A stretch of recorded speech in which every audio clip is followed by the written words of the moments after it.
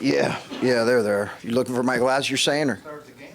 Yeah, no, I'm bad eyes, man. What do they say, 44, 43, 44 is when you start needing your readers? I'm a little older than that, guys. Listen, great win for our guys. A lot of respect for this Illinois team. They're tough. They're tough-minded, physical, well-coached, talented. Obviously, you saw what Io did in the first half, and then what their entire group was doing there. But I just thought we had so many guys step up and make big plays. Obviously, you can just go down the line right now, really. Obviously, EJ was phenomenal. Caleb was terrific, defensively and offensively. Andre gave us critical moments. Luther's defense was incredible on a matchup that's a very difficult matchup in IO for everybody, not just us. So players win games, and this was a heck of a win when it didn't always look great for us because we weren't making a lot of shots, honestly. And some of that was, a lot of that give credit to them. They're a good defensive team. Like you said, you were 3 of 15 from 3, but you found that didn't sink you tonight. What were you able to do to compensate for that? It's interesting. I have to think about it because I didn't know our numbers were quite as bad as what they were. Now, we didn't turn it over. I think we turned it six times in the first 8 minutes, and then after that, 5 the rest of the game. So that settled down for us. Caleb made a couple threes, but outside of that, we couldn't find a three. They made plays on the rim. I thought we were able to get them in transition, and we were able to get to the free throw line. Those were the two difference, and then the offensive rebounding. The way you were able to pull away, EJ had the dunk that gave you the lead for good, and then you kind of close it like you did against Michigan. What are you seeing with your guys as you find a lineup in the last 8-9 minutes that you can ride and that have led you to 2 big wins here? Yeah, it's it was 2 different lineups, right?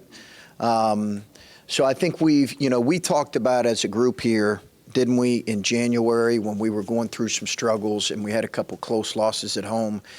And to be honest with you, we were really searching for what is our closing lineup, and probably more importantly like that, what are we going to in the closing stretch? We just didn't know, and some of that is we hadn't been in a lot of close games, and a lot of it is we had new pieces in, or not new, but like we had sophomores in some of those roles, and we had C.J. Walker, and we were trying to figure out, outside of Caleb, where do we go and how do we utilize guys? It's taken us a little while, but we figured that out.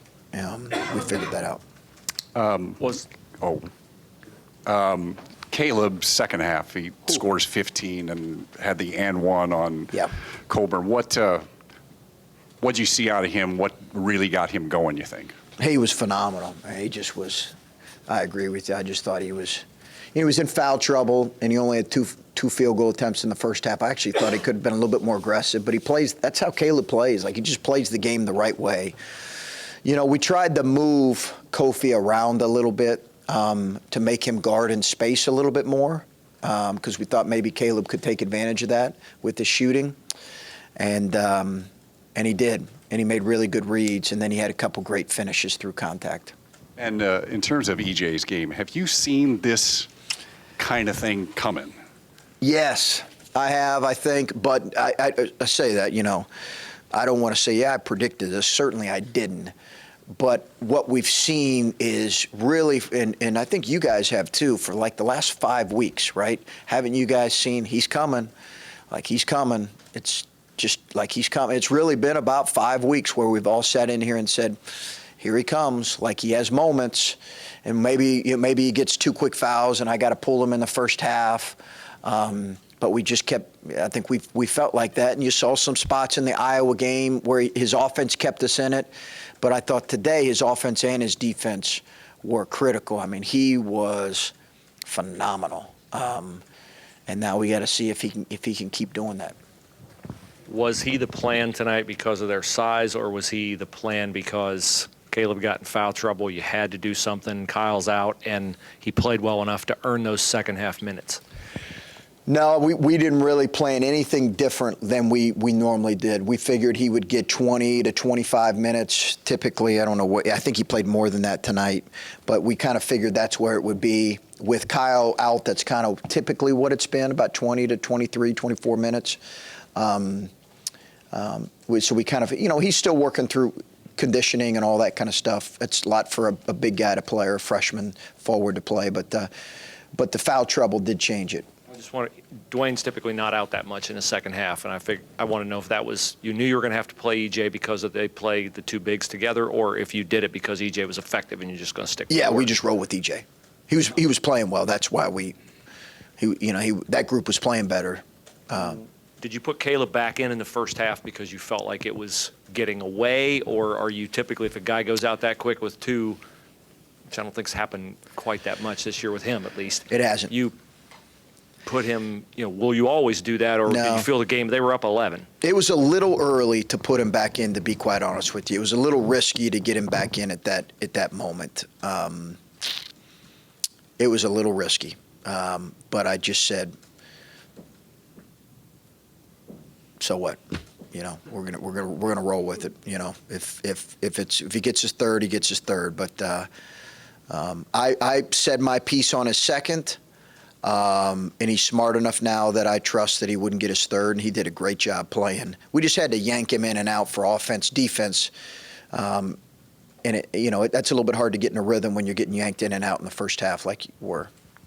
When you needed to go to him today, and when you needed sort of somebody to step up, and it was EJ down in the second half, how confident were you in him just based on what you had seen in the last 4 to 5 weeks, that, even though he's a freshman, even though this is one of the bigger moments against obviously his home state team, that, he's ready for this moment? Well, I think I don't know that you ever project 17 and 11 for a freshman, right? But I think we've been really confident in him all year. It's just in this last month, we've seen it. Now with Kyle out, I think we've been able to see it even more so with steadier minutes. But let's be honest, he had some really good moments in the non-conference too, right? It's just, I think he's adjusted. He had that moment in January where he really adjusted, like, whoa, this Big Ten play is really physical and you got to play really, really hard. And he's done that. There's probably a realistic alternate world where he's playing on the other side of the court tonight, and you guys are going against him. Does this sort of go back to a testament of you guys have to, in recruiting, own sort of this region and this area and the impact that can have? Yeah, I see where you're going with that, but I wouldn't want to put too much into that. We just, we are constantly trying to identify guys that we feel like really, really fit us. And we are pursuing those guys with all of our heart and all the stuff we can bring. And from day one, we felt like that with him. And from day one, since he's arrived here, that's been confirmed in our minds every day. He is very much our kind of guy. He's a tremendous kid who is only going to get better. He's our youngest kid on our team. Luther's minus 14 the first half, then finishes +1. Holds 11 scoreless the last 11-10, I think. Phenomenal. What happened there? It was phenomenal. He just really, really played with better motor, the motor that we know that Luther can play with, really made him work. I don't think he scored, did he? He scored 1 point. But his impact was phenomenal. You'll take that trade-off? Yeah, and it was a lot of work for him. I think it does take away from your offense when you're working like he was on a tremendous player in Io. I thought his defense was up there as a significant difference in the game. A couple other things. 16 offensive boards. That's pretty good. Yeah. Have you been on him about that, or what's going on there too? No, we have worked on it a little bit more. We have. I think you always play with a little more energy at home. But we have been on him a little bit more about having more guys go. I just think we're doing a little bit better job of it. We've actually moved up in the last 3 or 4 weeks in offensive rebounding percentage in the conference. And I do think when you get to tournament time, if you can get a few easier baskets in those ways, it helps you. I think that's part of what I've been thinking in the last 3 or 4 weeks is, can we get better at that area? Last thing, did you get to talk to the 60 team at all? Any of those guys? Or For saying that, we did. We took a picture with the 1960 team, and big, this was obviously senior night, a chance to honor the 1960 national champion team. They came to shoot around, so it was really a phenomenal experience, I think, for all of us to just, we didn't get to spend time with everybody. We had a game to play, but it was great having him here. what do you know about Lucas other than he had 30 rebounds a game, I think 3 times? He's been to several games, right? So I've had a chance to spend a little bit of time with him, and actually saw him after the Michigan game as well. But it's pretty cool having them right there. Yeah. Obviously, you'd rather have Kyle Young on the floor, but is this kind of best case scenario when you get a highly rated recruit in here and he's get extended opportunities and it kind of works out how it does today, where it kind of blossoms? Yeah, and I think he's done a great job kind of seizing that opportunity that's been there. And some of it is Ryan came, I told you Ryan Day came back in the locker room after the game, and I thought he had a great way of kind of, he actually looked at EJ and said, hey, listen, I see you getting better, because I think Ryan watches a lot of our games, just like I watch all of his games. He talked about, every guy's path is different. Every guy's path is different. And you got to own your own path. And sometimes guys figure it out a little earlier. Sometimes guys figure it out a little bit later. And he's really, really come on, and it's a credit to the kind of kid he is. What's changed as far from the last time Kyle missed some time and he was in this position to get extended minutes? I think from EJ's perspective, I don't know, you have to ask him. My guess is he just has a greater understanding of how hard and physical you have to play in this league. It's different than non-conference, right? It just is. The Big Ten, it's just different. And, we've talked all the time, Keita Bates-Diop, 15 games, I believe, as a freshman where he played 5 minutes or less. 15 games as a freshman where he played 5 minutes or less. But his path was a little bit different. 3 years later, 4 years later, he's getting drafted. So it's just everybody's path is different. It takes guys a little bit to figure out how hard this level is in league play. Some of the stuff you were saying about Andre after the game, his improvement over the years, his toughness, seems like EJ might be kind of made of similar stuff. I know their skill sets are not the same. No. But in terms of, some similarities. Somewhat maybe, but just in terms of like that demeanor, like the willingness to want to get better, the toughness aspect of it, like I guess it's a bit of a projection, but do you see EJ being a similar kind of program guy, like an Andre, like a JT even? Well, you're obviously talking about some guys that have been really good players, and I think EJ has the chance to be a very good player for us. How quickly, that's going to need to happen pretty quickly next year as well. But I don't want to. I just think he's got to put the work in. He's got to put the time in. We got to continue to grow his game. He needs to add to his game with, things we'll talk about in the offseason, more 3-point attempts, those kind of things. But all that will come. But his attitude's in the right place, and we'll see. Andre committed himself every day to really work at it, and he really dropped his body fat composition from his sophomore to junior year dropped significantly. So we'll see. I'm not saying that needs to be the case with EJ, but all those things play into development. What you were saying about a guy's path and how long it could take and how it could be different. Like, I try to ask this delicately, I guess, but like the class that EJ came in with has had guys go through some stuff, and there's all different kinds of paths. I'm just wondering, like they come in as a group, and those guys are always close. Like, how difficult it is to keep the mindset that he's had when maybe at times he's felt like he's, I don't know, on an island as they were doing stuff. Yeah, probably. Him and Ibrahim are really close. They're really close. I think that's probably they're roommates. I think that's probably helped him. But yeah, the other obviously you're talking about the other two guys. But I think he's been able to kind of have an impact in almost every game, so that kind of gives kids, confidence, and they grow in confidence. And as his minutes have even increased even more, he's seeing it. To open the second half, there was a lot of back and forth runs. You guys cut it to 4, and they would extend, and we know how AO can get hot. So, what kind of resolve did you see from your guys in that battling through those runs when they were going on them? Good resolve. We were really tough-minded. We've been a very tough-minded group these last,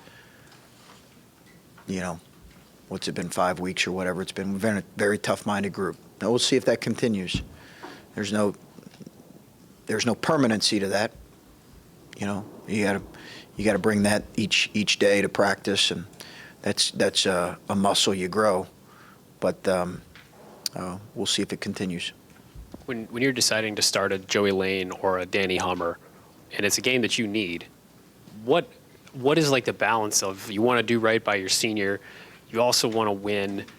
How much do you stress over those sorts of decisions, and ultimately what leads you to decide to start a walk-on? I stopped stressing over it. My first year as a head coach, I did not start. No, I was going into the day before practice and told my staff I was not going to start. We had a walk-on, similar to Danny. We had a walk-on who was a senior, and I was not going to start him. It was my first year at Gardner-Webb, our first year. And thank God I had a young man, Takeo Siddle, who's now an assistant at NC State, say to me, Coach, it really matters. I'm like, really? I guess I was old enough at that point to not. He said it really, really matters, and I've done it from that point on. He had just got done playing. The kid, Takeo Siddle, he had just got done playing, so I think he brought that perspective to it. And how have you seen that impact guys as you've gone through? I mean, we've seen obviously some guys these last 2-3 years, but you've started, I'm sure, a number of guys that might be their only start. How do you see that impact a guy? I don't know. I think they really look forward to it. Especially, and you're talking specifically about a walk-on who's not ever played. Yeah.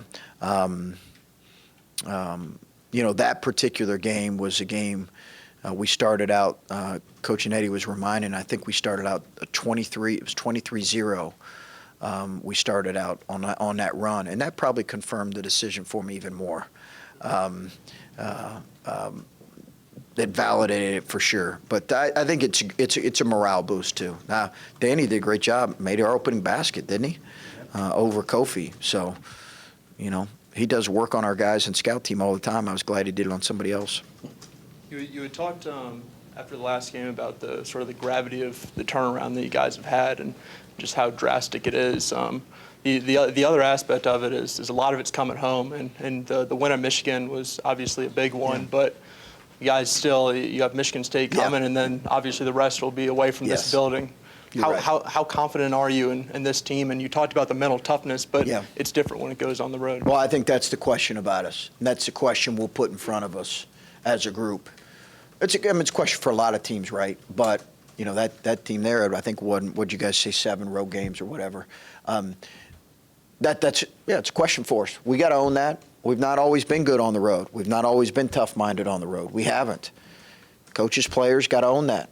We got to try to be better. It's not like we're playing top 10 team in the country on Sunday on Senior Day, but just more important, we got to be better on the road. You mentioned the Michigan win; that was a great win on the road, but I guess probably our best road win on the year. But we got to be better. All right, guys, thanks.